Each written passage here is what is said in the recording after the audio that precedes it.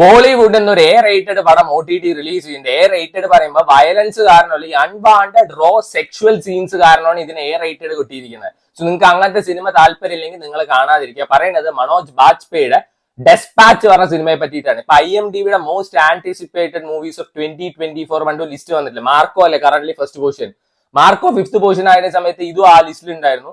Usually Manoj ബാജ്പേയിയുടെ പടങ്ങളൊക്കെ അടിപൊളിയായിരിക്കും, എന്തെങ്കിലും ഒരു ക്വാളിറ്റി സ്റ്റഫ് തന്നെ ആയിരിക്കും. അതുകൊണ്ടാണ് ഇത് കണ്ടത്.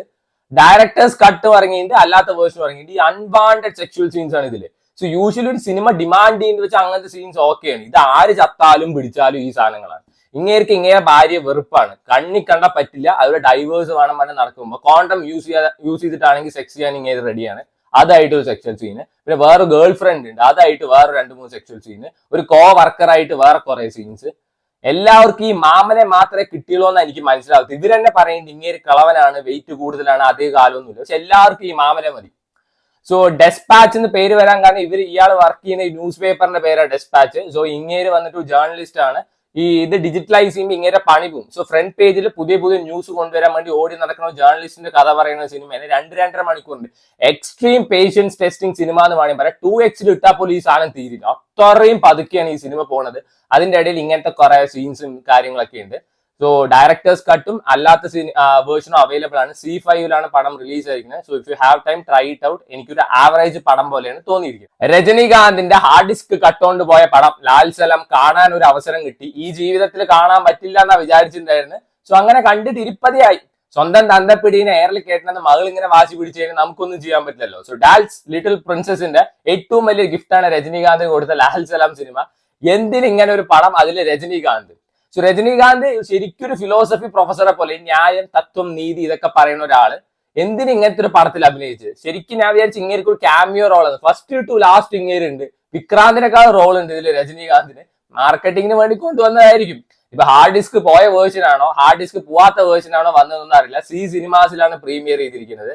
സോ ഇവര് കായ്പോച്ചെ പറ സുശാന്ത് സിംഗ് രാജ്പുത്തിന്റെയും രാജ്കുമാർ റാവുവിന്റെയും പടമില്ല, അതെന്നെ എടുത്തു വെച്ചിട്ടുണ്ട്. ഡിറ്റോ എന്ന് വേണമെങ്കിൽ പറയാം. കുത്തും കോമയും അങ്ങോട്ടും ഇങ്ങോട്ടും മാറ്റിയിട്ടുണ്ട്. സോ നിങ്ങൾ ഒരു സ്പോർട്സ് ബേസ്ഡ് ഈഗോ ക്ലാസ് സിനിമയാണ് ഉദ്ദേശിക്കുന്നത് വെച്ചാൽ നിങ്ങൾ ലബ്ബർ പന്ത് പോലത്തെ പടം, ബ്ലൂ സ്റ്റാർ പോലത്തെ പടം എടുക്കുക.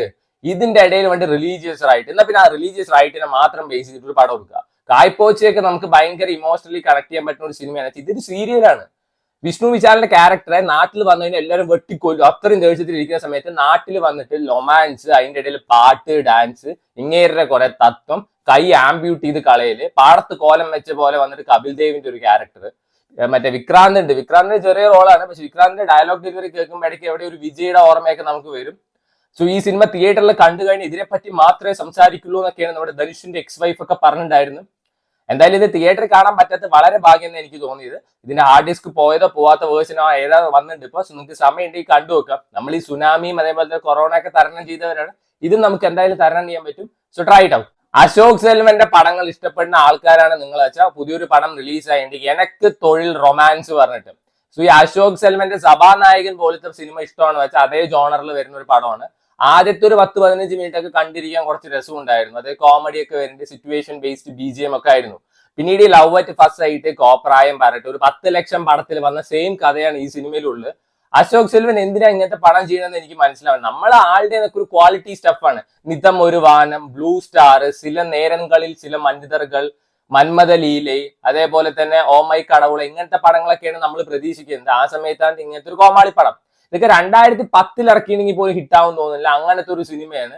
സോ എന്തിനാണ് ഇങ്ങനത്തെ പടം ചെയ്യുന്നത് എനിക്ക് മനസ്സിലായിട്ടില്ല. സിനിമയിൽ ഡയറക്ടർ ആവാൻ വേണ്ടി ആഗ്രഹിച്ച് നടക്കുന്ന നായകൻ പെട്ടെന്ന് നായികയെ കാണുന്നു. രണ്ടുപേർക്ക് ലവ് അറ്റ് ഫസ്റ്റ് ആയിട്ട് ആ ഒരു സാധനം കാണുമ്പോൾ തന്നെ ദേഷ്യം വരുന്നത്. പിന്നെ ഇവർക്ക് ഉണ്ടാവുന്ന സംശയങ്ങളും കാര്യങ്ങളൊക്കെയാണ്. ഈ തമിഴ് സിനിമ പണ്ട് കോമഡി മൂവീസിൽ റിച്ച് ആയിരുന്നു എന്ന് വേണമെങ്കിൽ പറയാം. എല്ലാ കോമഡി മൂവീസും അത്യാവശ്യം എന്തെങ്കിലുമൊക്കെ ഉണ്ടാവുമായിരുന്നു. ഇപ്പൊ അവിടെ ഭയങ്കര ഒരു ഡ്രോട്ടാണ്.